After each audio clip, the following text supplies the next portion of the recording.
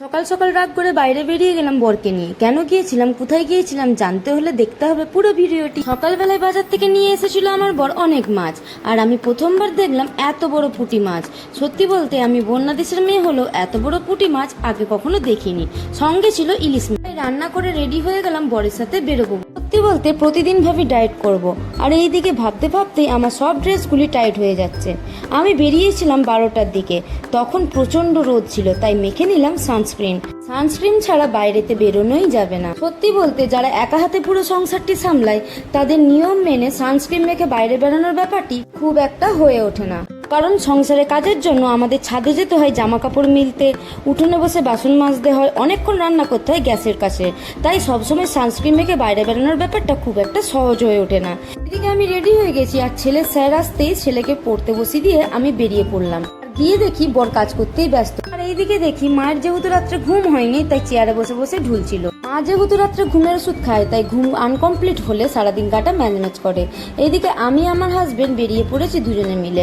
আমরা গিয়েছিলাম রেশন দোকানে আমার একটি ফিঙ্গারপ্রিন্ট লাগতো, তাই আমাকে যেতে হয়েছিল, না হলে খুব একটা আমাকে বেরোতে হয় না।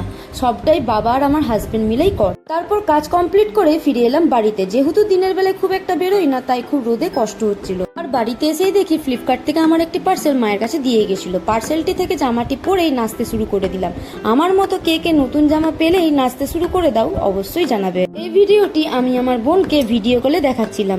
যেহেতু আমরা দু বোন তাই যে কোনো জিনিস বোনকে না দেখালে আমার আত্মাটা শান্তি পায় না। সত্যি বলতে আমি আমার বোনকে খুব ভালোবাসি।